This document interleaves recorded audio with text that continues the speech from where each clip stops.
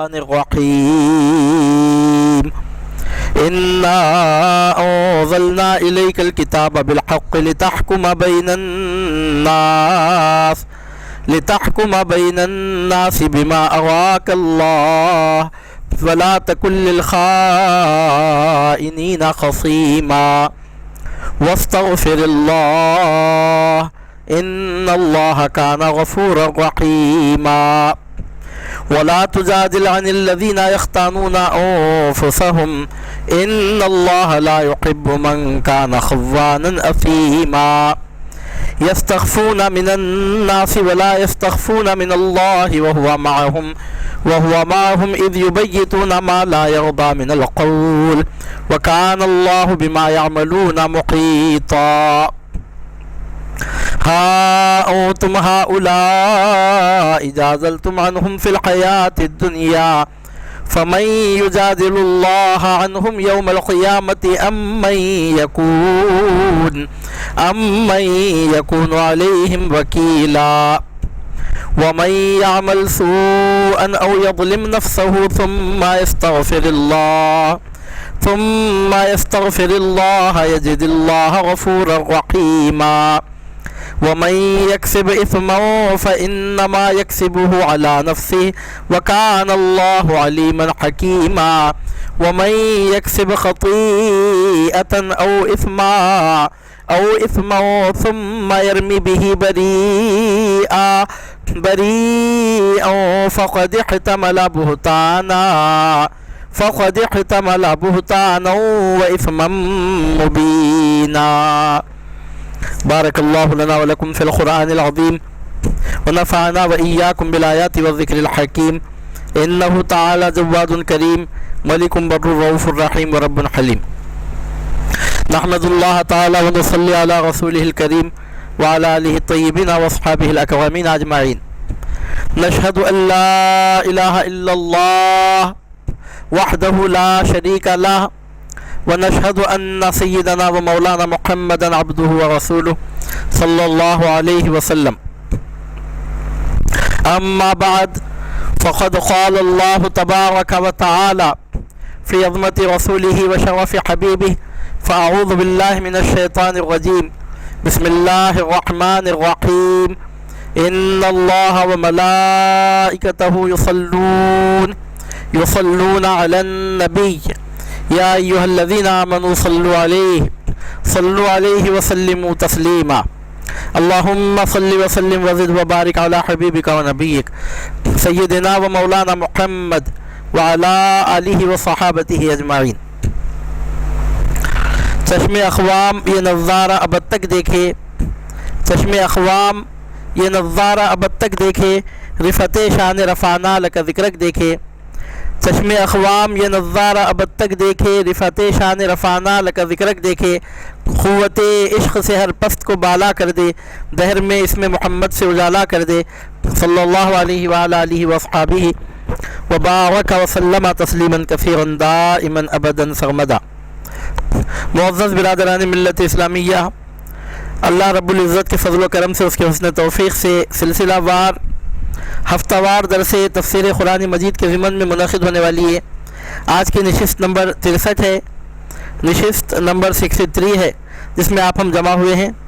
اور ابھی آپ کے سامنے سورہ نساء کا رکوع نمبر 16 مکمل تلاوت کیا گیا ہے، تلاوت کی سعادت حاصل کی گئی ہے اور آپ نے سماعت کا شرف حاصل کیا ہے. قبل اس کے تفسیری وضاحت پیش کی جائے، قبل اس کے تشریح مضمون پیش کیا جائے، ترجمہ سماعت فرمائے. سورہ نساء کا رکوع نمبر 16 ہے. اللہ رب العزت ارشاد فرماتا ہے، بے شک ہم نے نازل کی ہے آپ کی طرف یہ کتاب حق کے ساتھ تاکہ فیصلہ کریں آپ لوگوں میں اس کے مطابق جو دکھا دیا آپ کو اللہ تعالیٰ نے، اور نہ بنیے بددیانت لوگوں کی طرف سے جھگڑنے والے، اور مغفرت طلب کیجیے اللہ تعالیٰ سے، بے شک اللہ تعالیٰ غفور رحیم ہے. اور مت جھگڑیں آپ ان کی طرف سے جو خیانت کرتے ہیں اپنے آپ سے، بے شک اللہ تعالیٰ نہیں دوست رکھتا اسے جو بڑا بددیانت بدکار ہے. وہ چھپا سکتے ہیں لوگوں سے لیکن نہیں چھپا سکتے اللہ تعالیٰ سے، اور وہ تو ان کے ساتھ ہوتا ہے جب راتوں کو مشورہ کرتے ہیں ایسی باتوں کا جو پسند نہیں اللہ کو، اور اللہ تعالیٰ جو کچھ وہ کرتے ہیں اسے گھیرے ہوئے ہے. سنتے ہو تم وہ لوگ ہو کہ جھگڑتے ہو ان کی طرف سے دنیا کی زندگی میں، پس کون جھگڑے گا اللہ تعالیٰ کے ساتھ ان کی طرف سے قیامت کے دن، یا کون ہوگا ان کا وکیل؟ اور جو شخص کر بیٹھے برا کام یا ظلم کرے اپنے آپ پر، پھر مغفرت مانگے اللہ تعالیٰ سے، تو پائے گا اللہ تعالیٰ کو بڑا بخشنے والا، بہت رحم فرمانے والا۔ اور جو کمائے گناہ کو تو وہ کماتا ہے اسے اپنے لیے، اور اللہ تعالیٰ علیم حکیم ہے۔ اور جو شخص کمائے کوئی خطا یا گناہ پھر تہمت لگائے اس سے کسی بے گناہ کو، تو اس نے اٹھا لیا بہتان کا بوجھ اور کھلے گناہ کا۔ صدق اللہ العلی العظیم۔ یہ سورہ نساء کا رکوع نمبر 16 ہے، جس کا ابھی آپ نے ترجمہ سماعت کیا ہے۔ اس واقعے میں اللہ رب العزت نے انصاف کرنے کا حکم ارشاد فرما رہا ہے۔ بالخصوص جب فیصلہ کرنے کی بات آئے، لوگوں کے درمیان جب معاملات انجام دینے کی بات آئے، لوگوں کے معاملات کے درمیان فیصلہ کرنے کی بات آتی ہے، تو اللہ تعالیٰ ارشاد فرماتا ہے کہ لوگوں کے درمیان انصاف سے کام لیا جائے۔ یہ خطاب تمام انسانوں کو ہے۔ ہمارے حضور نبی کریم صلی اللہ علیہ وسلم تو بہرحال انصاف فرمانے والے ہی ہیں، کیونکہ آپ نبی ہیں، سید الانبیاء ہیں۔ آپ نہ صرف یہ کہ معصوم ہیں بلکہ معصوموں کے سردار ہیں۔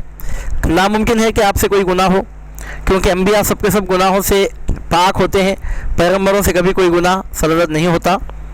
ہمارے حضور نبی کریم صلی اللہ علیہ وسلم رسولوں کے امام، نبیوں کے تاجدار ہیں، اور تمام معصوموں کے آپ سردار ہیں۔ ناممکن ہے کہ آپ سے گناہ ہو۔ پھر یہاں سرکار پاک صلی اللہ علیہ وسلم سے جو مخاطب ہو کر ارشاد فرمایا جا رہا ہے کہ انصاف سے کام لیا کیجئے، تو یہ خطاب در حقیقت آپ کے توسط سے آپ کی امت کو ہے۔ قرآن مجید میں ایسے چند مقامات آتے ہیں جہاں پر اللہ رب العزت اپنے حبیب مکرم صلی اللہ علیہ وسلم سے بظاہر خطاب فرماتا ہے، لیکن وہ خطاب آپ سے نہیں ہوتا، آپ کے توسط سے، آپ کی امت سے وہ خطاب ہوتا ہے۔ جیسا اس طرح کے مضامین جہاں آتے ہیں کہ آپ انصاف سے کام لیجئے، آپ بددیانتی مت کیجئے، یا آپ کافروں کی بات مت مانیے، اس طرح کے جو مضامین آتے ہیں، حضور نبی کریم صلی اللہ علیہ وسلم کا دامن مبارک پہلے ہی سے ان تمام قسم کے گناہوں سے پاک ہے، پہلے بھی پاک ہے، بعد میں بھی پاک ہے، ہمیشہ کے لیے پاک ہے، کیونکہ گناہ کا کوئی تصور ہی نہیں ہے۔ پھر مقصد کیا ہے؟ مقصد کلام آپ کو وسیلہ بنا کر آپ کی امت کو در حقیقت تعلیم دینا ہے۔ ایسے کئی مقامات قرآن مجید میں آتے ہیں۔ میں ایک مثال پہلے آپ کے سامنے اس کی پیش کرتا ہوں تاکہ بات سمجھنے میں آسانی ہو، کسی کو کسی قسم کی الجھن باقی نہ رہے۔ مثال کے طور پر اللہ رب العزت اپنے حبیب پاک صلی اللہ علیہ وسلم سے مخاطب ہو کر ارشاد فرماتا ہے ماں باپ کے بارے میں کہ فَقُلْ لَهُمَا لَا تَقُلْ لَهُمَا اُفْ وَلَا تَنْهَرْهُمَا وَقُلْ لَهُمَا قَوْلًا كَرِيمًا۔ اللہ رب العزت اپنے حبیب پاک صلی اللہ علیہ وسلم سے مخاطب ہو کر ارشاد فرماتا ہے کہ اپنے ماں باپ کے ساتھ عاجزی سے پیش آئیے، وَاخْفِضْ لَهُمَا جُنَاحَ الظِّلِّ مِنَ الرَّحْمَةِ، اپنے بازوؤں کو ان کے سامنے رحمت کے ساتھ بچھا دیجئے۔ اور ارشاد ہوتا ہے وَلَا تَنْهَرْهُمَا، ان کو جھڑکی مت دیجئے۔ اور ارشاد ہوتا ہے وَقُلْ لَهُمَا قَوْلًا كَرِيمًا، ان دونوں سے آپ نرم بات چیت کیجئے، اچھے انداز میں بات چیت کیجئے۔ یہاں ہم دیکھ رہے ہیں کہ حضور نبی کریم صلی اللہ علیہ وسلم سے بظاہر خطاب ہے، واحد کا صیغہ ہے، اور فرسٹ پرسن کی سنگولر کی ضمیر یہاں پر ہم کو مل رہی ہے۔ ارشاد یہ نہیں ہوتا کہ تم سب مل کر ماں باپ کا حسن سلوک کرو، بلکہ بظاہر ایسا معلوم ہو رہا ہے کہ ایک حضور نبی کریم صلی اللہ علیہ وسلم سے خطاب ہو رہا ہے۔ سنگولر کا صیغہ ہے، سنگولر فارم ہے، خل، آپ اکیلے ایسا کیجئے، ایسا آپ اکیلے کہیے، آپ اپنے ماں باپ سے اچھی گفتگو کیجئے، ان کو آپ جھڑکی مت دیجئے۔ یہاں خطاب حضور نبی کریم صلی اللہ علیہ وسلم سے ہو رہا ہے۔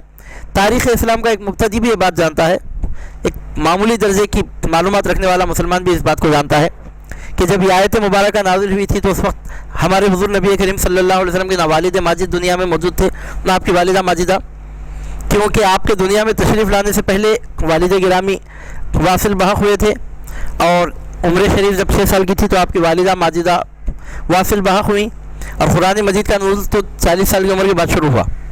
جب اللہ رب العزت نے آیت نازل فرمائی تو بظاہر نہ سرکار صلی اللہ علیہ وسلم کے والد باہر تھے نہ والدہ، لیکن اللہ تعالیٰ فرماتا ہے کہ اپنے والدین سے اچھی بات کیجیے، اپنے والدین کو جھڑکی مت دیجیے۔ والدین موجود ہی کب تھے کہ یہ حکم ثابت ہوتا وہاں پر؟ تو ماننا پڑتا ہے کہ حضور نبی کریم صلی اللہ علیہ وسلم کی وساطت سے آپ کی امت کو یہ حکم دیا جا رہا ہے، یعنی بظاہر خطاب حضور پاک علیہ الصلوۃ والسلام سے، لیکن سرکار پاک صلی اللہ علیہ وسلم کی امت کے ایک ایک فرد سے یہاں مخاطبت ہو رہی ہے۔ سرکار صلی اللہ علیہ وسلم کو وسیلہ بنا کر سرکار کے امتیوں سے خطاب ہو رہا ہے کہ اے میرے نبی کے ایک ایک امتی تو سن کہ تو اپنے ماں باپ کے ساتھ اچھا برتاؤ کر، تو اپنے ماں باپ کو جھڑکی مت دے، تو اپنے ماں باپ کے ساتھ اچھی گفتگو کر۔ تو یہ خطاب حضور نبی کریم صلی اللہ علیہ وسلم کے لیے ثابت ہی نہیں ہو سکتا۔ محال ہے کہ اس آیت کا حکم سرکار صلی اللہ علیہ وسلم کے لیے ثابت کیا جائے، کیونکہ جب یہ آیت نازل ہوئی تو سرکار پاک علیہ السلام کے والد اور والدہ دنیا میں موجود ہی نہیں تھے۔ تو پھر مقصد کلام یہی ہے کہ آپ کو وسیلہ بنا کر آپ کی امت سے خطاب کیا جائے۔ ایسے چند مقامات آتے ہیں۔ اہل سنت و جماعت کے علماء نے، ہمارے اکابرین نے ہم کو یہ طریقہ سکھایا ہے، یہ بات بتلائی ہے، اور یہ بات ہمارے یہاں مسلم ہے، تسلیم شدہ ہے کہ ایسے مقامات جب آتے ہیں تو وہاں مراد سرکار صلی اللہ علیہ وسلم کی امت ہوتی ہے۔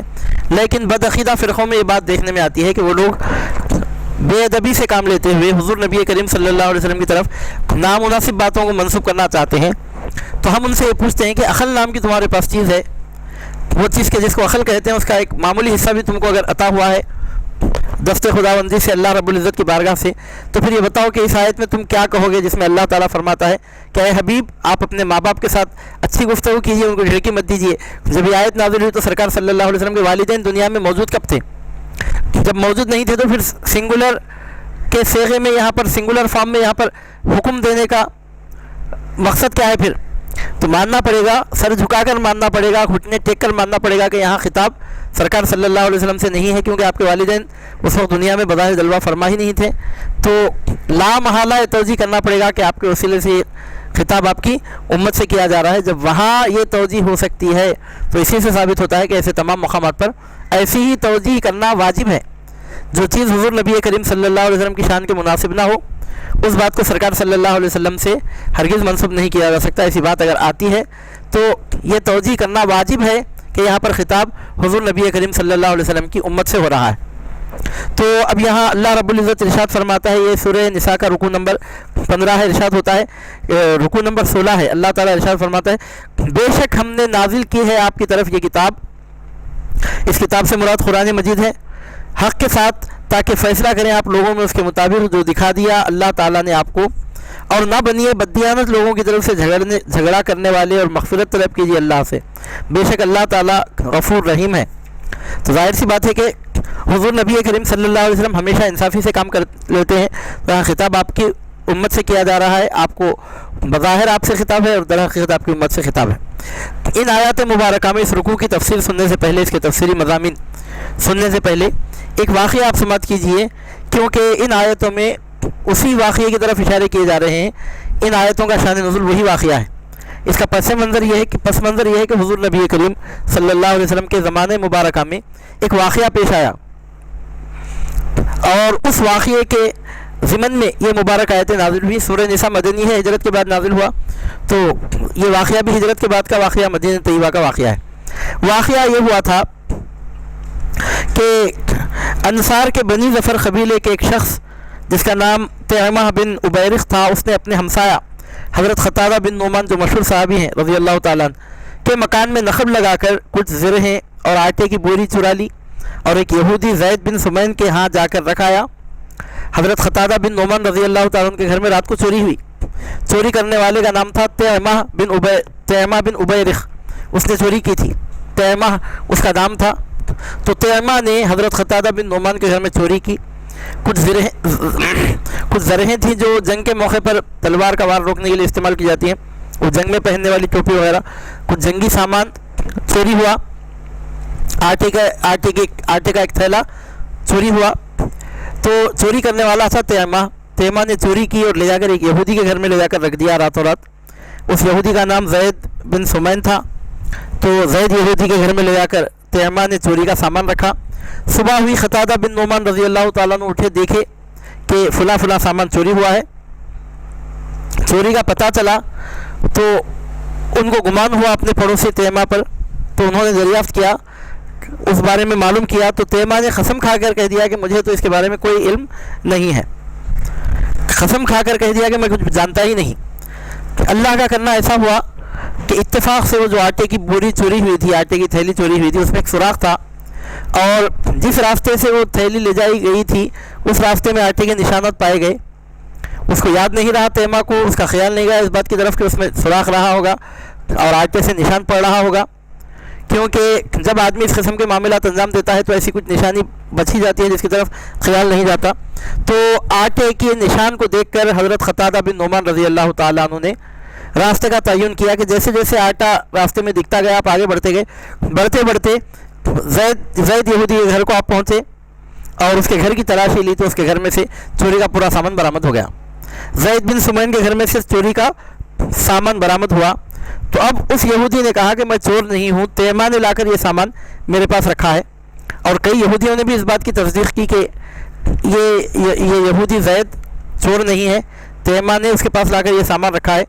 لیکن تیمہ کے قبیلے والے جو قبیلے بنو ظفر کے لوگ تھے ان لوگوں نے اپنے آدمی کی غلطی چھپانے کے لیے، اپنے قبیلے کی بدنامی چھپانے کے لیے الزام یہودی کو لگایا اور کہنے لگے کہ تیمہ کو کوئی بات معلوم نہیں اور در حقیقت وہ یہودی چور ہے. وہ یہودی بیچارہ پریشان ہوا کہ اب ظاہر سی بات ہے کہ وہ جرم میں شریک تو تھا، چور کا ساتھ دینے والا بھی چور ہوتا ہے، غلطی تو اس سے ہوئی تھی، برابر وہ جرم میں شریک تھا، لیکن اصل مجرم تو وہ نہیں تھا، وہ مجرم کا ساتھی تھا. اب وہ پریشان ہوا. لیکن قبیلے بنو ظفر کے لوگ حضور نبی کریم صلی اللہ علیہ وسلم کی خدمت میں حاضر ہوئے اور حاضر ہو کر عرض کرنے لگے کہ اگر فیصلہ تیمہ کے خلاف ہوا تو بیچارہ ہلاک ہو جائے گا، اس کی ذلت اور رسوائی کی حد نہیں رہے گی، سر اٹھا کر چلنے کے قابل نہیں بچے گا. اور یہودی جو اللہ رسول کا دشمن ہے وہ بری ہو جائے گا اور ایک کلمہ کو بدنام ہو جائے گا. قبیلے بنو ظفر کے لوگوں نے حضور نبی کریم صلی اللہ علیہ وسلم کی خدمت بابرکت میں ایسی سفارش کی تو حضور نبی کریم صلی اللہ علیہ وسلم کے فیصلہ کرنے سے پہلے اللہ رب العزت نے آیت نازل فرمائی اور اس میں بتایا گیا کہ اللہ رب العزت کو یہی بات پسند ہے کہ فیصلہ کرتے وقت ہمیشہ انصاف سے کام لیا جائے. جس نے چوری نہیں کی اس کو چور ٹھہرانا، اس کو الزام لگانا، بہتان لگانا، جو کام انسان نے نہیں کیا وہ کام اس کی طرف منسوب کر کے اس کا ذلیل و رسوا کرنا نہایت ناپسندیدہ نازیبہ بات ہے. چنانچہ اللہ رب العزت نے کھلم کھلا ارشاد فرمایا بے شک ہم نے نازل کی ہے آپ کی طرف یہ کتاب حق کے ساتھ تاکہ فیصلہ کریں آپ لوگوں میں اس کے مطابق جو دکھا دیا اللہ تعالیٰ نے آپ کو، اور نہ بنے بددیانت لوگوں کی طرف سے جھگڑنے والے، یعنی قبیلہ بنو ظفر کے لوگ اپنے چور کو چھپانے کے لیے خیانت کر رہے ہیں، ایک بے گناہ پر گناہ کا الزام لگا رہے ہیں، لہذا آپ ہرگز ان کا ساتھ مت کیجیے کیونکہ آپ کی ذات سے عدل و انصاف کی ساری عظمتیں وابستہ ہیں. انصاف کرتے وقت یہ دیکھنا کہ کون مسلمان ہے کون یہودی ہے آپ کے شان سے بہت بعید ہے. آپ کو تو حق سے کام لینا چاہیے، جو حقیقت ہے بس وہی آپ کو ارشاد فرما دینا چاہیے. یعنی مطلب ہے کہ اب تک آپ نے اس چور کی طرفداری نہیں کی، آئندہ بھی مت کیجیے. اب تک آپ نے طرفداری بھی نہیں کی. چور کی طرفداری کرنا گناہ ہے اور ہم عرض کر چکے ہیں آپ کے سامنے کہ انبیاء کا دامن گناہوں سے قطعی طور پر پاک ہوتا ہے، بغیر شک شبہ کے یہ بات ثابت شدہ ہے متفقہ طور پر تمام اہل سنت والجماعت کے علماء کے ہاں بغیر کسی اختلاف کے کہ انبیاء کرام رضوان اللہ علیہم اجمعین کا دامن گناہوں سے قطعی طور پر حتمی طور پر پاک ہوتا ہے. ناممکن ہے کہ کوئی پیغمبر کوئی گناہ کرے. تو اللہ رب العزت فرماتا ہے کہ یہاں کون مسلمان ہونے کا دعویٰ کر رہا ہے اور کون یہودی، آپ یہ مت دیکھیے. آپ کا کام حق کے ساتھ فیصلہ کرنا ہے، آپ حق کے ساتھ فیصلہ کیجیے اور مغفرت طلب کیجیے اللہ تعالیٰ سے، بے شک اللہ تعالیٰ غفور رحیم ہے. یہاں مغفرت طلب کرنے کا جو حکم دیا جا رہا ہے اس کی وجہ کیا ہے؟ تو اس کی سب سے بہترین توجیہ علامہ فخر الدین رازی رحمۃ اللہ علیہ نے فرمائی ہے.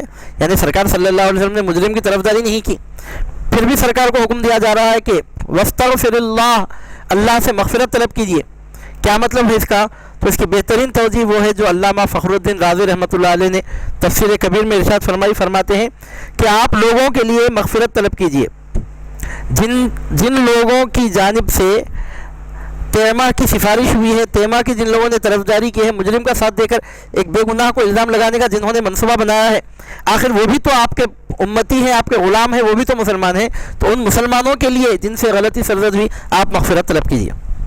اس میں حکم بظاہر آپ کو ہے لیکن وہ طلب مغفرت آپ کے ان امتیوں کے لیے ہے جن سے غلطی سرزد ہوئی، کیونکہ انسان کے پیچھے شیطان لگا ہوا ہے، شیطان انسان کا دشمن ہے اور نفس کے بہکاوے انسان کے ساتھ لگے ہیں.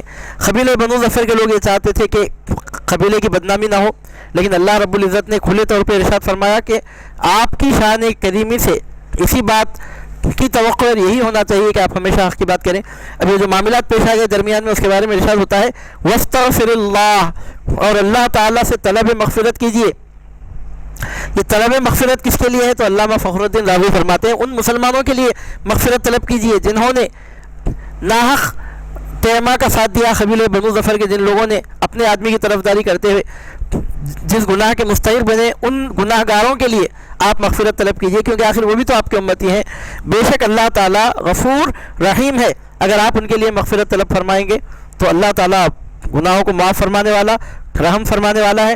اس کے بعد ارشاد ہوتا ہے کہ اور مت جھگڑیں آپ ان کی طرف سے جو خیانت کرتے ہیں اپنے آپ سے، بے شک اللہ تعالیٰ نہیں دوست رکھتا اسے جو بڑا بددیانت بدکار ہے۔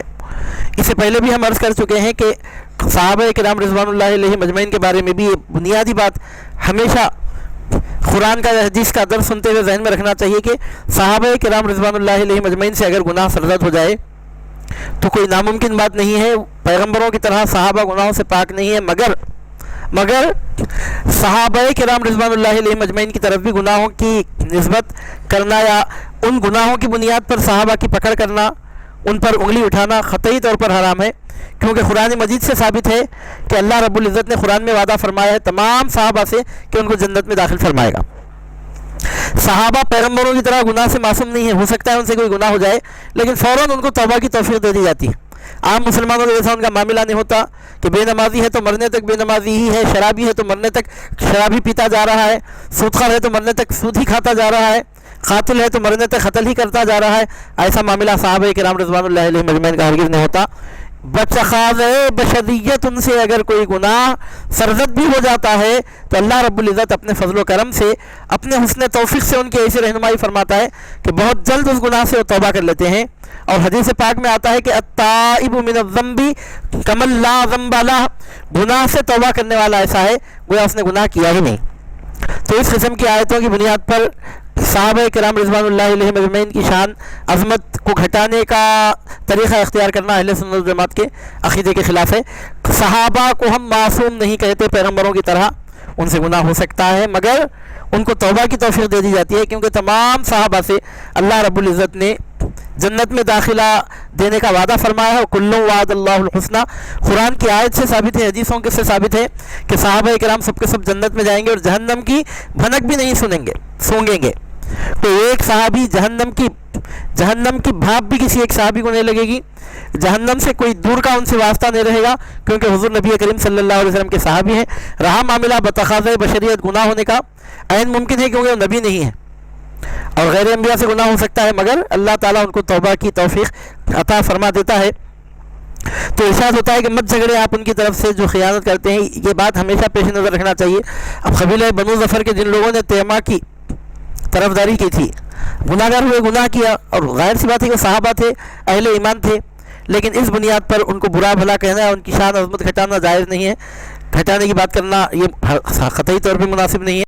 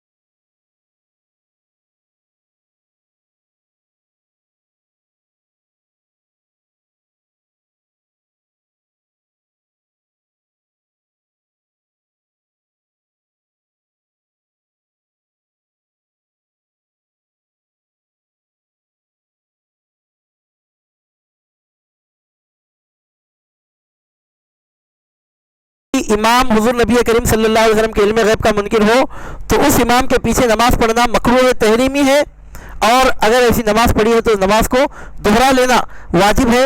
پہلے تو نماز پڑھنا ہی گناہ ہے، غلطی سے پڑھی تو اس نماز کو دہرانا لوٹانا واجب ہے۔ اگر کوئی حضور نبی کریم صلی اللہ علیہ وسلم کے علم غیب کا منکر ہے اور اگر وہ وائز ہے تو اس کا واز سننا حرام ہے، اگر وہ پیر ہے تو اس کے ہاتھ پر بیعت کرنا حرام ہے، اگر غلطی سے بیعت کی ہو تو بیعت توڑ دینا فرض ہے۔ لازم ہے کہ ایسے پیر کے ہاتھ پر اگر بیعت کی ہو تو بیعت توڑ دے۔ میں اس مسئلے کو اس لیے اسٹریس کر کے بول رہا ہوں کہ ہمارے ہندوستان میں موجودہ زمانے میں، بالخصوص ہمارے ہندوستان میں اہل سنت و جماعت میں اور غیر اہل سنت و جماعت میں یہ مسئلہ مابین نزاع بنا ہوا ہے، اور اس مسئلے کی بنیاد پر سنی اور غیر سنی کی تفریق ہوتی ہے۔ ایک مرتبہ پھر میں مسئلہ ریپیٹ کروں آپ کے سامنے کہ اگر کوئی شخص حضور نبی کریم صلی اللہ علیہ وسلم کے علم غیب کا منکر ہے تو وہ اہل سنت و جماعت کے دائرے سے 100% خارج ہے۔ امام ہے تو اس کی امامت میں نماز پڑھنا ناجائز ہے، وائز ہے تو اس کا واز سننا حرام ہے، پیر ہے تو اس کے ہاتھ پر مرید بننا، یا اگر مرید بننا حرام ہے، اگر بن گئے ہیں تو بیعت توڑ دینا فرض ہے، کیونکہ جو شخص حضور نبی کریم صلی اللہ علیہ وسلم کے علم غیب کا منکر ہے وہ سینکڑوں آیتوں سینکڑوں حدیثوں کا منکر ہے۔ اب رہا ان آیتوں کا مضمون جن میں اللہ تعالیٰ فرماتا ہے کہ اللہ کے سوا کوئی غیب نہیں جانتا، تو اس کا مطلب کھلا مطلب یہ ہے کہ اللہ کے بتائے بغیر کوئی غیب نہیں جانتا، اللہ کے بتائے بغیر کوئی غیب نہیں جانتا، کیونکہ اس کے سوا کوئی خدا نہیں ہے۔ خدا کی شان ہے کہ وہ غیب کسی کے بتائے بغیر جانے، اور ہمارے حضور نبی کریم صلی اللہ علیہ وسلم خدا نہیں ہے مگر حبیب خدا ہیں۔ آپ اپنے آپ سے غیب جانتے ہیں یہ بات ہم ہرگز نہیں کہتے، لیکن اپنے رب کی عطا سے حضور نبی کریم صلی اللہ علیہ وسلم ہر غیب جانتے ہیں۔ مسلم شریف کی حدیث اس کی زبردست تائید کر رہی ہے، سورہ نساء کی آیت نمبر 113 سے اس کا قطعی ثبوت مہیا ہو رہا ہے۔ جو اس کا انکار کرتا ہے وہ قرآن کا منکر، حدیث کا منکر، اہل سنت و جماعت کے مسلمہ عقیدے کا منکر ہے۔ چنانچہ علامہ ابن جریر رحمۃ اللہ علیہ فرماتے ہیں کہ حضور نبی کریم صلی اللہ علیہ وسلم کو اللہ تعالیٰ نے جو کچھ ہو چکا اس کا علم بھی عطا فرمایا، جو ہونے والا ہے اس کا بھی علم عطا فرمایا۔ اور صحیح مسلم شریف کی حدیث ابھی آپ نے سماعت کی کہ سرکار صلی اللہ علیہ وسلم نے ایک دن فجر سے لے کر مغرب تک، یعنی پورا دن، یوں سمجھیے آپ کے طلوع آفتاب سے لے کر غروب آفتاب تک پورا دن خطبہ ہی ارشاد فرماتے رہے، حالانکہ ہمارے حضور صلی اللہ علیہ وسلم کی عام عادت مبارکہ سے ہٹ کر تھا یہ طریقہ، مگر اس دن سرکار صلی اللہ علیہ وسلم نے اپنے علم غیب کی شان دکھانی چاہیے۔ دو ہی وقفے ہوئے ظہر کی نماز کے لیے اور عصر کی نماز کے لیے، پورا دن بس خطبہ ہی ارشاد فرماتے رہے، حالانکہ حضور صلی اللہ علیہ وسلم کی عام عادت کریمہ ایسی نہیں تھی۔ سرکار صلی اللہ علیہ وسلم کا خطبہ مختصر ہوتا، جوامع الکلم پر مبنی ہوا کرتا تھا، لیکن اس دن سرکار صلی اللہ علیہ وسلم نے اپنے علم غیب کی شان دکھائی۔ بہت اچھا ہوا کہ امام مسلم نے اس حدیث کو اپنی مسلم شریف میں دخل کر لیا، ورنہ یہ عقلمند اس کو بھی ضعیف کہہ کے گزر جاتے، لیکن اب نہیں بول سکتے کیونکہ امام مسلم نے صحیح مسلم میں اس حدیث کو نقل کر دیا ہے۔ عزیزان محترم، بخاری شریف ہو کہ مسلم شریف یا قرآن شریف، اس کو سمجھنے کے لیے حضور نبی کریم صلی اللہ علیہ وسلم کی عظمتوں پر ایمان لانا ضروری ہے۔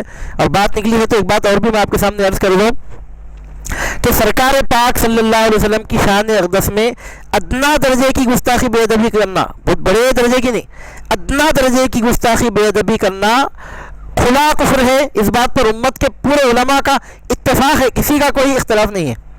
تمام امت کے تمام علماء حق نے اس بات پر اتفاق کیا ہے بغیر کسی اختلاف کے کہ حضور نبی کریم صلی اللہ علیہ وسلم کی ذات گرامی میں ادنا درجے کی گستاخی کرنا بھی کھلا کفر ہے۔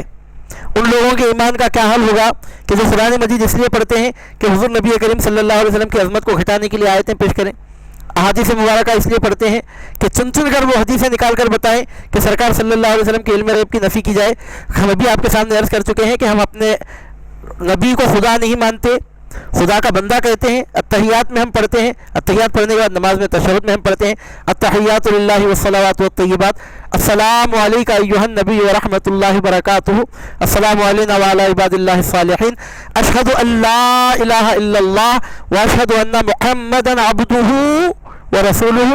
ہم اپنے نبی کو خدا کا بندہ پہلے کہہ کے پھر رسالت کا اقرار کرتے ہیں، تو ہم سرکار صلی اللہ علیہ وسلم کو خدا نہیں مانتے۔ ہم یہ نہیں کہتے کہ ذاتی طور پہ سرکار صلی اللہ علیہ وسلم کو علم غیب ہے، کیونکہ ہم خدا نہیں مانتے سرکار کو، مگر یہ ہم تسلیم کرتے ہیں، ہمارے ایمان کا جز ہے یہ بات کہ اللہ رب العزت نے حضور نبی کریم صلی اللہ علیہ وسلم کو غیب کا علم عطا فرمایا، اور ہمارا 100% اس بات پر مکمل بھروسہ اعتماد یقین ہے کہ جو کچھ ہو چکا، جو کچھ ہونے والا ہے، خدا کی عطا سے سرکار صلی اللہ علیہ وسلم قطعی طور پر جانتے ہیں۔ چنانچہ ارشاد ہوتا ہے اتاری ہے اللہ تعالیٰ نے آپ پر کتاب اور حکمت اور سکھا دیا آپ کو جو کچھ بھی آپ نہیں جانتے تھے۔ وَعَلَّمَكَ مَا لَمْ تَكُنْ تَعْلَمْ، جو کچھ آپ کو نہیں معلوم تھا آپ کے پروردگار نے آپ کو سب سکھا دیا۔ وَكَانَ فَضْلُ اللَّهِ عَلَيْكَ عَظِيمًا، اور اللہ کا آپ پر فضل عظیم ہے۔ اب ہمارے اپوزیشن کی طرف سے، بدعقیدوں کی طرف سے اعتراض ہوتا ہے کہ بی بی عائشہ کے واقعے میں جب ام المومنین پر الزام لگایا گیا تو حضور نبی کریم صلی اللہ علیہ وسلم کئی دن خاموش رہے۔ کبھی کہتے ہیں کہ کسی مقام پر غیر مسلموں نے مسلمانوں کو روانہ کرنے کی خواہش کی، سرکار صلی اللہ علیہ وسلم سمجھے کہ شاید تبلیغ کرنے کا موقع ملے گا، سرکار نے صحابہ کو روانہ کیا اور اسلام کے دشمنوں نے ان کو قتل کر دیا۔ سرکار صلی اللہ علیہ وسلم کو اگر پہلے سے معلوم ہوتا تو ان کو روانہ کیوں فرماتے؟ یا نعوذ باللہ من ذالک، اب میں مثال بھی دینا چاہوں تو مجھے ایسی مثالیں یاد بھی نہیں رہتی، چن کر ایک لسٹ تیار کرتے ہیں پورے ایسے مضامین کی۔ ان تمام سوالوں کا ایک ہی جواب ہے، وہ یہ ہے کہ حضور نبی کریم صلی اللہ علیہ وسلم کا نہ بتانا آپ کے نہ جاننے کو ثابت نہیں کرتا۔ ہزاروں مرتبہ ایسا ہوتا ہے کہ ایک بات آدمی کو معلوم ہوتی ہے، مصلحتاً وہ خاموش ہو جاتا ہے۔ ام المومنین عائشہ صدیقہ رضی اللہ تعالیٰ عنہ کے واقعے میں کہنا کہ سرکار صلی اللہ علیہ وسلم نے صفائی کیوں نہیں پیش کی، تو حکمت اس کی اس طور پر ظاہر ہوئی، سرکار اگر صفائی پیش فرما دیتے تو حدیث بن جاتی۔ سرکار صلی اللہ علیہ وسلم اپنی زوجہ مکرمہ کی شان دنیا کو دکھانا چاہتے تھے کہ یہ گھر محمد الرسول اللہ صلی اللہ علیہ وسلم کا گھر ہے۔ اگر سرکار جواب دیتے تو حدیث بنتی، سرکار خاموش رہے تو نتیجہ نکلا کہ اللہ رب العزت نے پوری سورہ نور بی بی عائشہ صدیقہ رضی اللہ تعالیٰ کی شان میں نازل فرماتے۔ اگر سرکار صلی اللہ علیہ وسلم ارشاد فرماتے تو حدیث بنتی، درس میں ذکر ہوتا، نماز میں وہ آیتیں پڑھی نہیں جاتی، لیکن بی بی عائشہ صدیقہ رضی اللہ تعالیٰ عنہ کی عزت و عظمت میں اللہ رب العزت نے اس طرح چار چاند لگا دیے کہ بی بی عائشہ صدیقہ رضی اللہ تعالیٰ عنہ کی عزت و پاک دامنی کی بات صرف درسوں میں نہیں کی جاتی، بلکہ نمازی جب حالت نماز میں کھڑا ہوتا ہے تو بی بی عائشہ صدیقہ رضی اللہ تعالیٰ عنہ کی عزت اور پاک دامنی کے مضامین قرآن کی آیت بن کر اس کی زبان پر جاری ہوتے ہیں۔ وہی مطلوب میں مضمون شامل ہو گیا، اور یہ پوچھنا کہ فلاں مقام پر حضور نبی کریم صلی اللہ علیہ وسلم نے صحابہ کو روانہ کیوں فرمایا، تو الزام اعتراض کرنا آپ ہی کو نہیں آتا، اعتراض برائے اعتراض کرنے کی جب بات آتی ہے تو ہم آپ سے پوچھتے ہیں اللہ تعالیٰ کو معلوم تھا کہ نہیں معلوم تھا ایسا ہونے والا ہے، تو اللہ تعالیٰ نے رکایا کیوں نہیں اپنے حبیب صلی اللہ علیہ وسلم کو؟ اب کیا یہ کہیں گے کہ اللہ تعالیٰ کو بھی نہیں معلوم تھا؟ نعوذ باللہ من ذالک۔ تو عقل مند نہیں بتانا ہر وقت نہیں جاننے کو ثابت نہیں کرتا، بلکہ بعض وقت حکمت ایسی ہوتی ہے، مصلحت ایسی ہوتی ہے کہ خاموشی اختیار کرنے میں کچھ فوائد ہوتے ہیں، کچھ اس میں حکمتیں ہوتی ہیں، کچھ اس میں نصیحتیں ہوتی ہیں۔ اور حضور نبی کریم صلی اللہ علیہ وسلم نے فلاں موقع پر یہ کیوں نہیں ارشاد فرمایا، وہ کیوں نہیں ارشاد فرمایا؟ ہم کون ہوتے ہیں پوچھنے والے؟ آدمی کی عقل جب کامل ہوتی ہے تو ایسی باتوں کو سمجھتا ہے کہ اس سے کم عقل رکھنے والے سمجھ نہیں سکتے۔ میں مثال دے کے آپ کے سامنے عرض کروں کہ بچہ وہ بات نہیں سمجھ سکتا جو بڑے لوگ سمجھتے ہیں۔ 5 سال کی عمر کا بچہ وہ بات نہیں سمجھ سکتا جو 40 سال کی عمر کا تجربے کار آدمی سمجھتا ہے۔ کیوں؟ 5 سال کے بچے کی عقل ناقص، 40 سال کے آدمی کی عقل کامل ہے۔ کامل عقل والا جو مصلحت سمجھ سکتا ہے، ناقص عقل والا نہیں سمجھ سکتا۔ اور ہمارے حضور نبی کریم صلی اللہ علیہ وسلم عقل کل ہیں۔ مطلب کیا؟ مطلب یہ کہ پوری عقل والوں کی پوری عقل اگر جمع کر لی جائے تو حضور نبی کریم صلی اللہ علیہ وسلم کی دانائی کے آگے ایسی ہے جیسا سمندر کے سامنے ایک قطرہ یا ایک بہت بڑے ریگستان میں سے ریت کا ایک ذرہ۔ تو جب ہم عقل کے معاملے میں اس حد تک ناقص ٹھہرے تو ہماری کیا مجال، ہماری کیا بساط، ہماری کیا اوقات، ہماری کیا حقیقت جو ہم کہیں کہ سرکار صلی اللہ علیہ وسلم نے یہ بات کیوں نہیں ارشاد فرمائی، وہ بات کیوں نہیں ارشاد فرمائی؟ ہم قطعی طور پر ایسا نہیں کہہ سکتے۔ اس کے بہت سارے جوابات ہیں، مگر میں فی الوقت اتنا کہہ کے گزر رہا ہوں بات کو تکمیل تک پہنچاتے ہوئے کہ سرکار صلی اللہ علیہ وسلم کے بارے میں اگر یہ پوچھا جائے کہ سرکار نے یہ کیوں کیا اور وہ کیوں کیا، تو ہم پوچھتے ہیں کہ اللہ رب العزت تو عالم الغیب والشہادہ ہے، اس کو تو ہر بات معلوم ہے، اس نے حضور نبی کریم صلی اللہ علیہ وسلم کو روکا کیوں نہیں؟ میرے پیارے حبیب، آپ اپنے صحابہ کو وہاں مت روانہ فرمائیے، اگر وہ جائیں گے تو اپنی جان سے ہاتھ دھولیں گے۔ اللہ تعالیٰ چاہتا تو روک دیتا۔ ابھی آپ نے دیکھا قبیلہ بنو ظفر کے معاملے میں کہ ان لوگوں نے تیمہ کو بچانے کی کوشش کی تو فوراً اللہ تعالیٰ نے آیت نازل فرما دی۔ تو سوال پیدا ہوتا ہے اللہ تعالیٰ نے کیوں نہیں روکا؟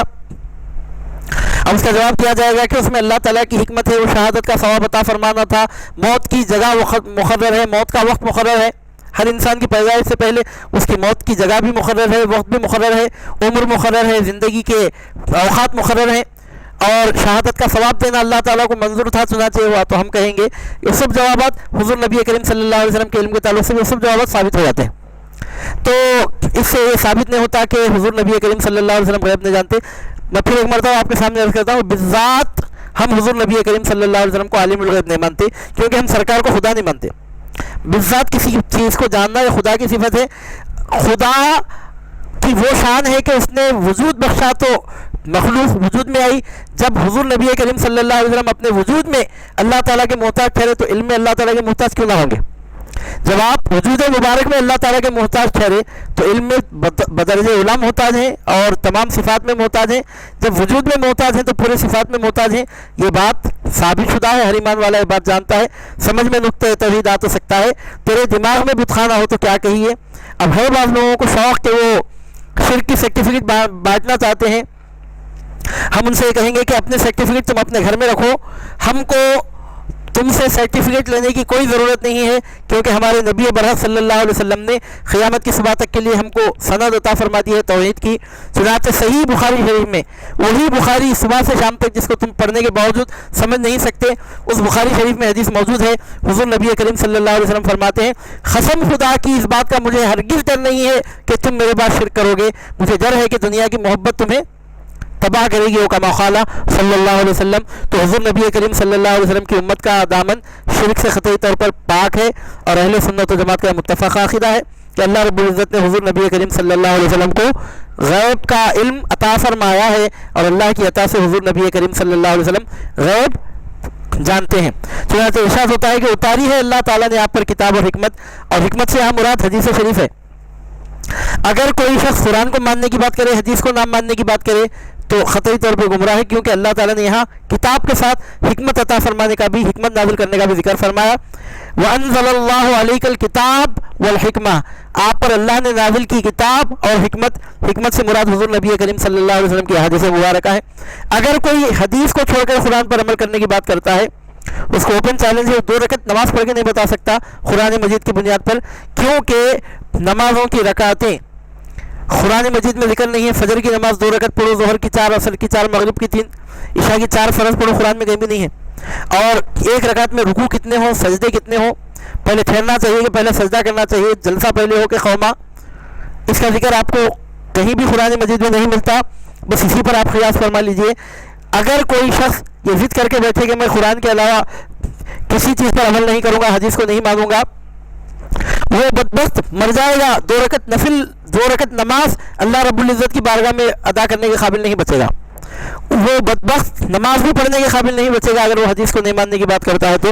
چنانچہ اس میں زبردست ثبوت اس بات کا موجود ہے کہ اللہ رب العزت نے حضور نبی کریم صلی اللہ علیہ وسلم کو کتاب بھی عطا فرمائی، حکمت بھی عطا فرمائی۔ چنانچہ ارشاد ہوتا ہے، سکھا دیا آپ کو جو کچھ بھی آپ نہیں جانتے تھے، اور اللہ تعالیٰ کا آپ پر فضل عظیم ہے۔ ابھی آپ نے سنا صحابی رسول کہتے ہیں کہ ہم میں زیادہ علم والا وہ ہے جس کو اس خطبے کا زیادہ حصہ یاد ہے، جو سرکار صلی اللہ علیہ وسلم نے جو خطبہ دیا تھا۔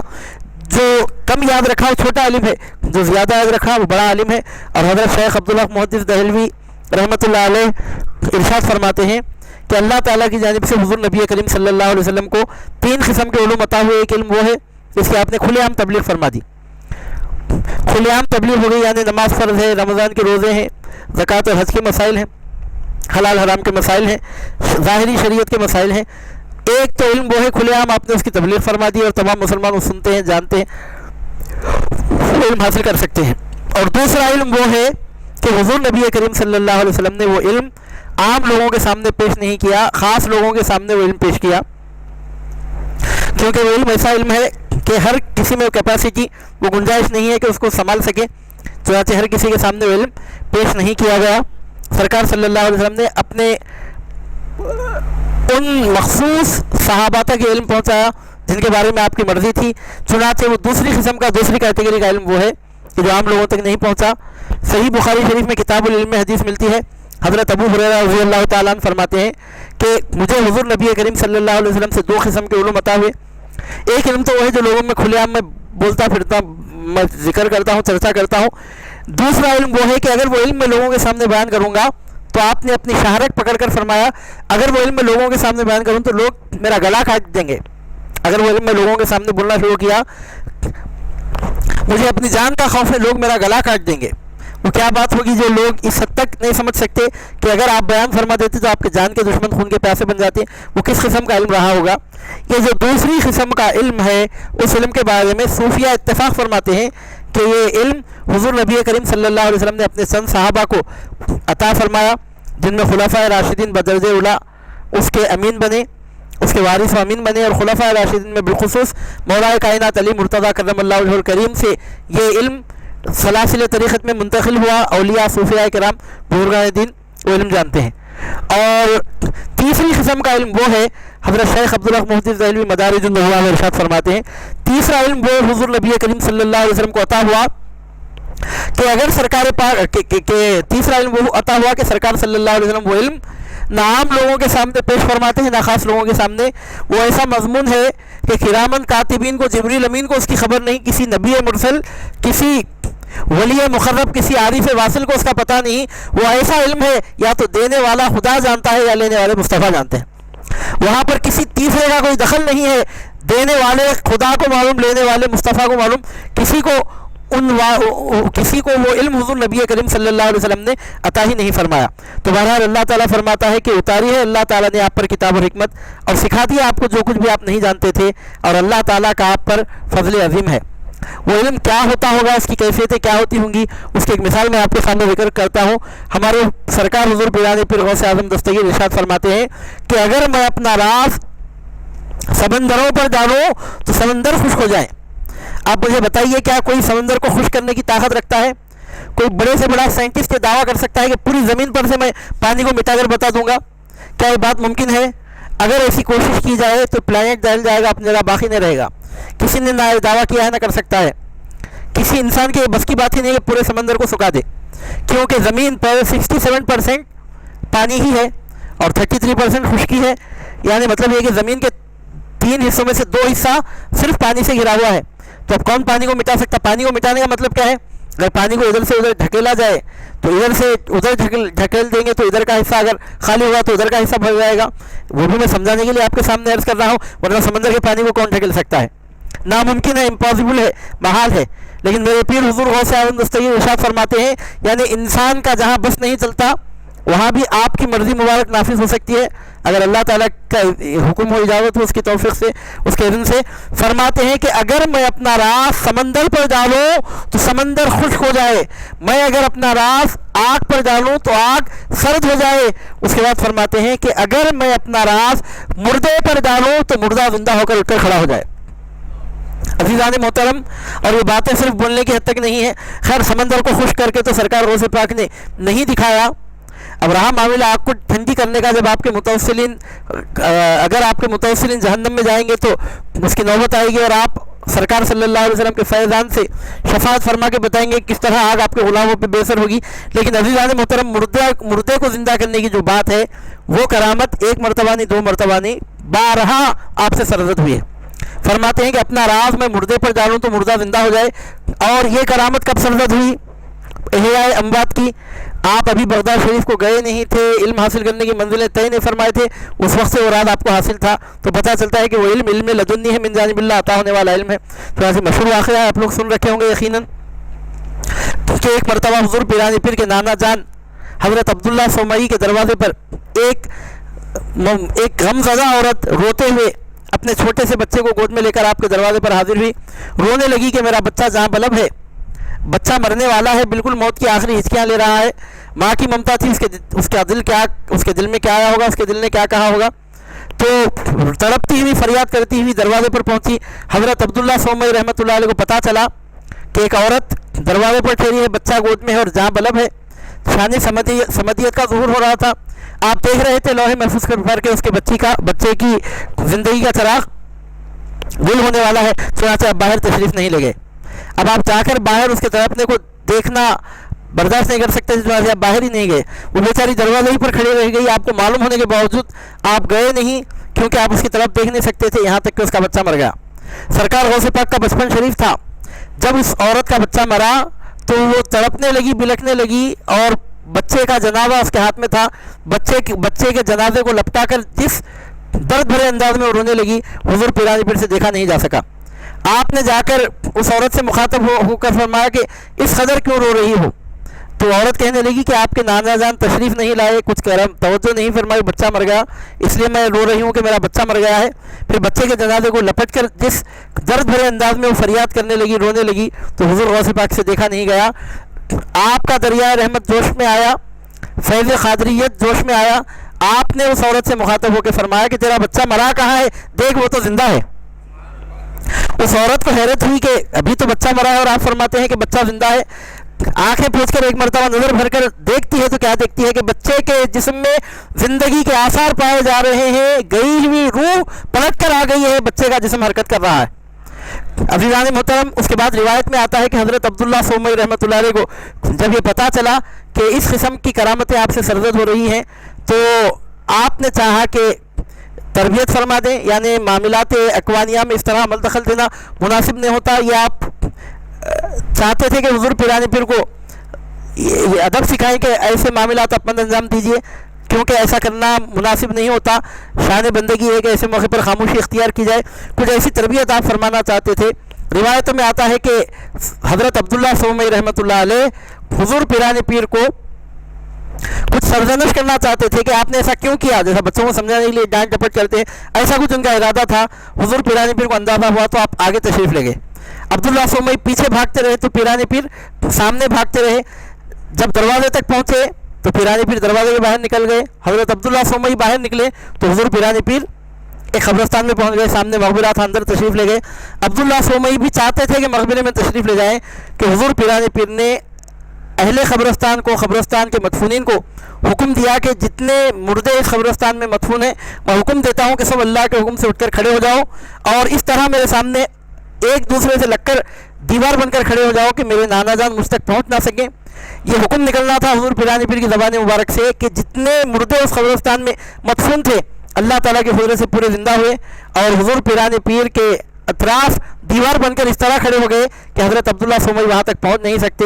تو عبداللہ سومئی رحمۃ اللہ نے جب یہ منظر دیکھا، گئے تھے تربیت کرنے کے ارادے سے، لیکن یہ منظر دیکھا تو سر جھکا کر ادب سے کہنے لگے کہ شہزادے، اس عمر میں پہنچنے کے باوجود مجھے جو مرتبہ نصیب نہیں ہوا، اللہ تعالیٰ نے بچپن میں تم کو مرتبہ نصیب فرما دیا۔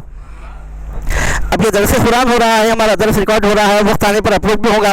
مجھے معلوم ہے کہ جب یہ واقعات سننے والے سنیں گے تو اس میں کئی قسم کے لوگ ہوں گے، ری ایکشنز بھی مختلف ہوں گے، اور درس تفسیر قرآن مجید کے موقع پر یہ واقعہ بولنا کوئی ضروری تو نہیں تھا، لیکن میں نے عمدن یہ واقعہ آپ کے سامنے بیان کیا۔ اب جس کی فطرت میں نہیں ماننا ہے وہ تو چاند کے 2 ٹکڑے بھی ہو جائیں تو نہیں مانتا، اور جو لوگ بخاری اور مسلم سے ہر حوالہ دیکھنا چاہتے ہیں میں ان سے اس وقت مخاطب بھی نہیں ہوں، لیکن جو لوگ ہمارے ہم مشرب ہیں، ہمارے اہل سلسلہ، اہل عقیدت ہیں، میں ان لوگوں سے اس موقع پر خطاب کر کے یہ بتانا چاہتا ہوں، یہ بات دوسروں کے لیے نہیں ہے۔ وہ محاورہ ہے کہ فلاں کو زعفران کی کیا قدر، تو یہ زعفران انہی کے سامنے پیش کی جا رہی ہے جن کو اس کی قدر ہے۔ تو آپ ذرا غور کر کے دیکھیے، حضور پیرانی پیر فرماتے ہیں اگر میں اپنا راز مردے پر ڈالوں تو مردہ زندہ ہو جائے۔ ایسا ایک مرتبہ نہیں ہوا، یہ تو بچپن شریف کی کرامت میں نے آپ کے سامنے بیان کی، ایسی کرامتیں بارہا آتی رہیں، اور عزیزان محترم یہ سلسلہ تھما نہیں چل رہا ہے۔ جو لوگ اہل ارادت ہیں، جو اہل نسبت ہیں، جو تعلق رکھنے والے ہیں، وہ ان معاملات کو دیکھ رہے ہیں، دیکھتے رہیں گے۔ تو میں بتانا چاہتا ہوں آپ کے سامنے کہ حضور نبی کریم صلی اللہ علیہ وسلم کے جن 3 علوم کا حضرت شیخ عبدالرحمن محدث دہلوی رحمۃ اللہ علیہ نے ذکر فرمایا، ایک علم تو وہ ہے جو آپ کو بھی ہے، مجھ کو بھی ہے، عام لوگوں کو بھی ہے۔ دوسرا علم وہ ہے جو آپ کو مجھ کو حاصل نہیں ہے، سرکار غوث پاک کو حاصل ہے۔ حضور نبی کریم صلی اللہ علیہ وسلم نے اپنے امتیوں میں سے جن کو چاہا عطا فرمایا، اور اسی علم کی طرف اشارہ کرتے ہوئے سرکار غوث پاک فرماتے ہیں اگر میں اپنا راز سمندر پر ڈالوں تو سمندر خشک ہو جائے۔ اگر آپ کے سامنے پانی کا ایک خطرہ ہو تو آپ اس کو پوچھ کر خشک کر دے سکتے ہیں۔ ایک تالاب کو بھی عام طور پر ایک آدمی خوش نہیں کر سکتا ہے، یہاں سرکار غوث پاک پورے 7 سمندروں کو ایک حکم سے خوش کر دینے کی بات کر رہے ہیں۔ آپ اندازہ لگائیے کہ کیا تصرف ہوگا سرکار غوث پاک کا، اور کیا قوت ہوگی شان غوثیت کی۔ اگر آپ چاہیں حکم دیں تو سیکنڈ میں پوری دنیا کے پورے سمندروں کا پانی سوکھ کر ختم ہو سکتا ہے۔ فرماتے ہیں اگر میں اپنا راز آگ پر ڈالوں تو وہ بجھ جائے۔ اس کے بعد فرماتے ہیں اگر میں اپنا راز مردے پر ڈالوں تو مردہ زندہ ہو جائے۔ وَلَوْ أَلْقَيْتُ سِرِّي فَوْقَ مَيْتٍ لَخَامَ بِقُدْرَةِ الْمَوْلَى تَعَالِي، اگر میں اپنا راز مردے پر ڈالوں تو اللہ تعالیٰ کی قدرت سے مردہ زندہ ہو کر اٹھ کر کھڑا ہو جائے۔ تو اسے پتہ چلتا ہے کہ وہ دوسرا علم اولیاء اللہ، اکابرین، بزرگان دین کو حضور نبی کریم صلی اللہ علیہ وسلم کے توسط سے پہنچتا ہے۔ وہ دوسری کیٹیگری کا علم ہے. اور تیسرا علم وہ ہے جس کے بارے میں حضرت عبداللہ محدث دہلوی فرماتے ہیں کہ وہ علم دینے والے خدا کو معلوم، لینے والے مصطفیٰ کو معلوم. وہ علم کسی کو حاصل نہیں ہوا سوائے حضور نبی کریم صلی اللہ علیہ وسلم کے. ابھی میں نے آپ کے سامنے سرکار پیرانی پیر کا ذکر مبارک کیا. سرکار غوث پاک خود فرماتے ہیں کہ میں نے اپنے نانا جان کے قدم پر قدم رکھا، نقش قدم پر قدم رکھا. جتنے راستے میرے جد نے طے کیے سب راستے میں نے بھی طے کر لیے، یہاں تک کہ نبوت کی سرحدیں شروع ہو گئیں تو اس کے بعد مجھے رک جانا پڑا، میں اس کے آگے جا نہیں سکا. تو اس سے معلوم ہوتا ہے کہ شان مصطفی ایسی بے مثل و بے مثال ہے کہ حسنی حسینی فیض کے دریاؤں کے سنگم حضور نبی کریم صلی اللہ علیہ وسلم کے بجا طور پہ جانشین اور نائب اور سرکار پاک صلی اللہ علیہ وسلم کی نیابت میں مختار کل بن کر تشریف لانے والے سرکار غوث پاک بھی فرماتے ہیں کہ جب نبوت کی سرحدیں شروع ہو گئیں تو اب میں آگے نہیں بڑھ سکا، مجھے ٹھہر جانا پڑا. یہاں سے پتہ چلتا ہے کہ بے مثل نے محبوب کو بے مثل بنایا ہے. رخ مصطفیٰ ہے وہ آئینہ کہ اب ایسا دوسرا آئینہ، نہ کسی کے خواب و خیال میں نہ دکان آئینہ ساز میں. غوثیت کبریٰ غوثیت عظمیٰ کا دعویٰ کرنے کا منصب پانے والے بھی کھلے طور پر اعتراف فرما رہے ہیں کہ وہ مقام کچھ اور ہی ہے. مقام مصطفی وہ ایسا مقام ہے کہ وہاں تک میں بھی نہیں جا سکا اور دیگر انبیاء اور رسول بھی ان مقامات علیہ، ان مراتب عالیہ کو پہنچ نہیں سکے. تو تیسرا علم وہ عطا ہوا حضور نبی کریم صلی اللہ علیہ وسلم کو، جو آپ جانتے ہیں اللہ جانتا ہے، آپ جانتے ہیں اور کوئی نہیں جانتا.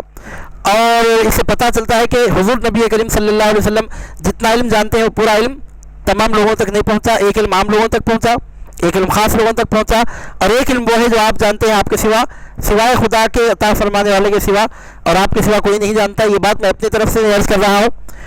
حضرت شیخ محقق عبداللہ محدث دہلوی رحمۃ اللہ علیہ نے یہ مضمون ارشاد فرمایا ہے. اور سرکار پیرانی پیر کا میں نے جو ذکر مبارک کیا بطور دلیل کے نہ صحیح لیکن بطور مثال کے تھا.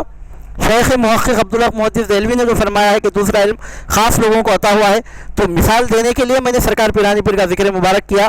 اندازہ لگا جس سے آپ اندازہ لگا سکیں گے کہ دوسرا علم وہ ہے جو عام لوگوں کو عطا نہیں ہوا لیکن خاص لوگوں کو عطا، اور تیسری قسم کا علم وہ ہے تو کسی کو عطا نہیں ہوا.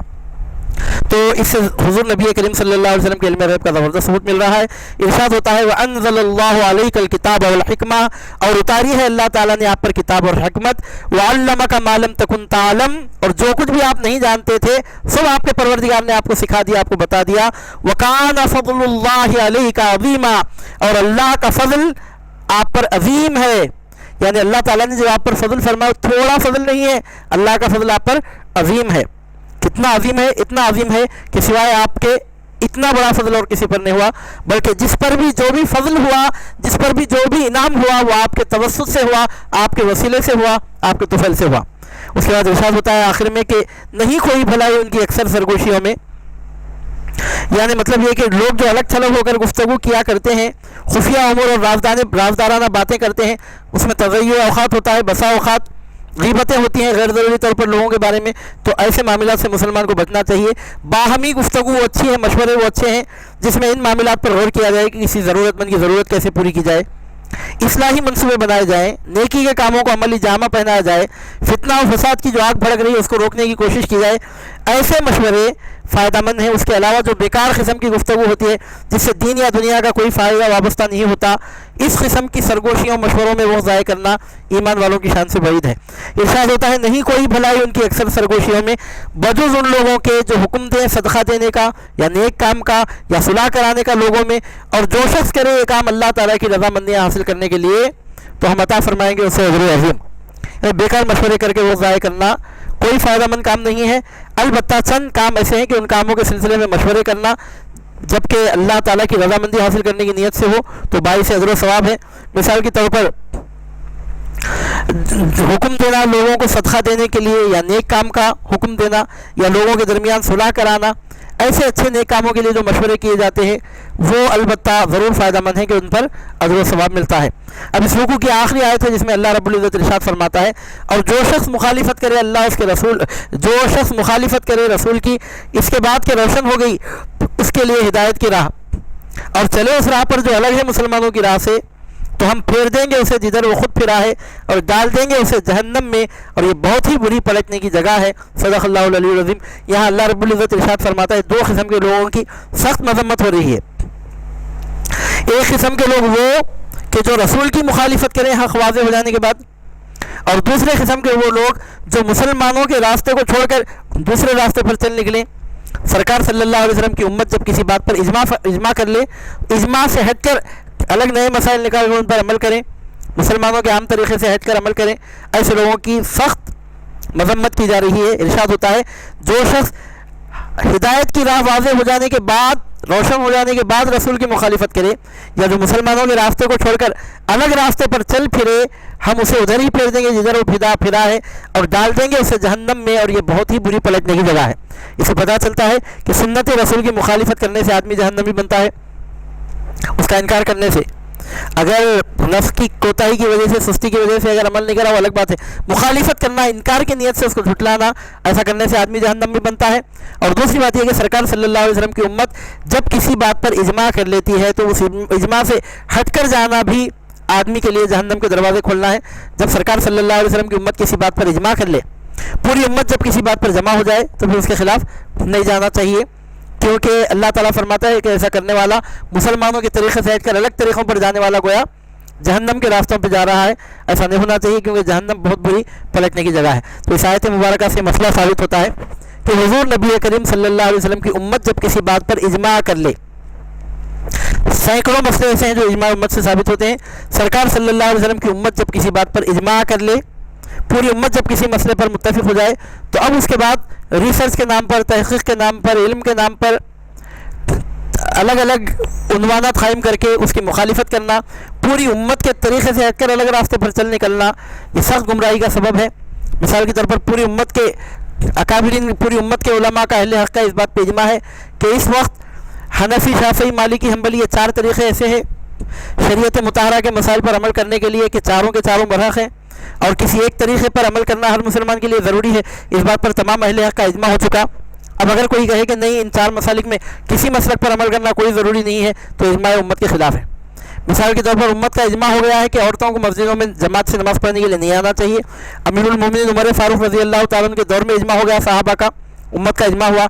اب اگر کوئی اس کے خلاف آواز اٹھاتا ہے تو طریقہ مسلمین کے خلاف ہے، یا اس کے علاوہ جو بھی بات ہو، مسلمانوں نے جب کسی بات پر اجماع کر لیا، مسلمان جس چیز کو اچھا سمجھ کر پوری دنیا کے مسلمان جس پر عمل کرتے ہیں، امت کے اہل حق علماء نے جس پر اجماع کر لیا، تو اس کے خلاف جانے والا گمراہ ہوتا ہے۔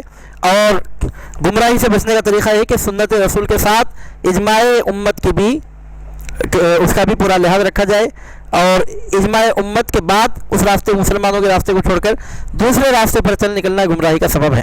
تو سورہ نساء کے رکوع نمبر 17 کے مضامین کا خلاصہ یہ ہوا کہ ہمارے حضور نبی کریم صلی اللہ علیہ وسلم پر اللہ تعالیٰ کا فضل ہے، اس کی رحمت ہے، جیسا کہ فرماتا ہے وَلَوْلَا فَضْلُ اللَّهِ عَلَيْكَ وَرَحْمَتُهُ، اگر اللہ کا فضل، اس کی رحمت آپ پر نہ ہوتی تو ایسے لوگ فلاں ارادوں میں کامیاب ہوتے۔ تو مطلب ہے کہ آپ پر اللہ کا فضل ہے، اس کی خاص رحمت ہے، اور بطور خاص اللہ تعالیٰ فرماتا ہے کہ آپ پر تو کتاب نازل فرمایا، آپ پر تو حکمت نازل فرمائی، آپ کو ہر وہ بات بتا دی جو آپ نہیں جانتے تھے۔ اس میں حضور نبی کریم صلی اللہ علیہ وسلم کے علم غیب کا زبردست ثبوت موجود ہے۔